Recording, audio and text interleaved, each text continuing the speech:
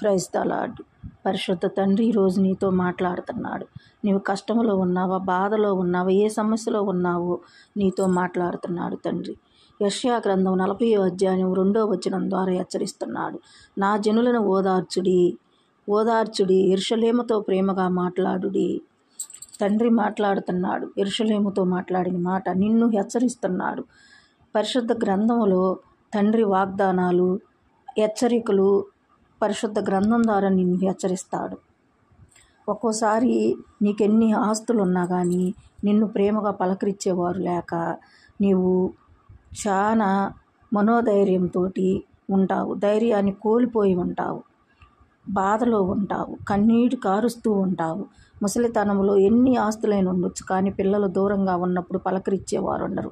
అమ్మ తిన్నవా, నాన్న తిన్నవా అని పలకరించేవారు కరువైపోతారు. ఒక్కోసారి నీకు అన్నీ ఉంటాయి, అయినా కానీ ఉద్యోగం ఉండదు. నువ్వెంత చదువు చదివినా ఉద్యోగం రాదు, బాధలో ఉంటావు.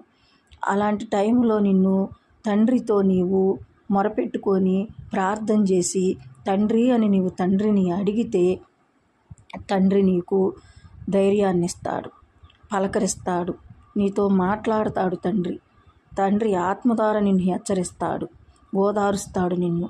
నేనున్నాను, నీకేమీ కష్టం లేదు, నీకు జాబ్ వస్తుంది, నీకు ఉద్యోగాన్ని ఇస్తాను అని చెప్పి తండ్రి నీకు ఓపిక పట్టు నీవు అని చెప్పి తండ్రి నీతో మాట్లాడతాడు. పిల్లలు లేక బాధపడుతున్నావా? అయితే తండ్రి నీకు ధైర్యాన్ని కలుగు చేసి ఆ టైం వచ్చేసరికి తండ్రి నీకు పిల్లల్ని ఇస్తాడు. నువ్వు చేతులు సాపి ప్రార్థన చేయి, తండ్రిని అడుగు, అయ్యా అని చెప్పి మనస్ఫూర్తిగా అడుగు, హృదయం అంతా నింపుకొని అడుగు, ఆయన చిత్తానుసారంగా అడుగు. తండ్రి చిత్తం ఏమిటో తెలుసుకొని అడగాలి, ఆయన చిత్తము ఏమిటి తెలుసుకోవాలి. మన హృదయంలో తండ్రిని గుడిగట్టుకోవాలి. అంతేకాదు మనం చేసే చేతి పనుల ద్వారా కానీ, మనం నడిచే మార్గం కాళ్ళ ద్వారా కానీ, మన నోటి ద్వారా కానీ ఎక్కడా చెడు మాట్లాడకుండా తండ్రి ఏం చెబుతున్నాడు? నేను సత్యమును జీవమును నేను మార్గమునై ఉన్నాను అంటున్నాడు. తండ్రి క్షమ కలిగిన వాడు. అలాంటప్పుడు మనము ఆ సత్యమును తెలుసుకోవాలి, సత్యమే మాట్లాడాలి, మనం అబద్ధం ఆడరాదు. ఆ విధంగా తండ్రి చిత్తం ఏమిటో తెలుసుకొని హృదయం మొత్తం తండ్రి గొప్ప చెప్పుకొని మనము నిజాయితీగా నీతికి వారసుడిగా ఉన్నప్పుడు తండ్రి నీకు పిల్లల్ని ఇస్తాడు, నీకు ఉద్యోగాన్ని ఇస్తాడు, నీకు అన్నీ ఇస్తాడు. ముసలితనంలో నిన్ను ఆదరించే వాళ్ళు ఉంటారు. పెద్ద వయసు వచ్చాక పిల్లలు దూరం అయ్యారని నువ్వు దిగులు పడని అవసరం లేదు. తండ్రే నీతోటి మాట్లాడుతాడు, తండ్రి పంపిస్తాడు నీ దగ్గరికి నీతో మాట్లాడే వాళ్ళని. ఆ విధంగా తండ్రి ఎవ్వరికి ఉండే బాధలు ప్రతి ఒక్కరికి బాధలు ఉంటాయి.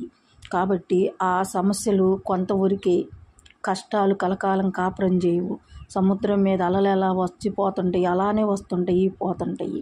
కానీ తండ్రి ప్రేమ మాత్రం ఘనమైనది, తేనె కంటే తీయనైనది తండ్రి ప్రేమ, మల్లెపూల కన్నా మధురమైనది తండ్రి వాగ్దానము, తండ్రి వాక్యము. కాబట్టి తండ్రిని ఒక్కసారి మనము తెలుసుకుంటే మానవునికి ఎంత ఉన్నా కానీ మానవునికి ప్రేమ ఆదరణ ఎంతో అవసరము. నీ వాళ్ళే నిన్ను ఒక్కోసారి చిన్న చూపు చూడవచ్చు, నా అనుకున్న వాళ్ళు దూరం అవ్వచ్చు.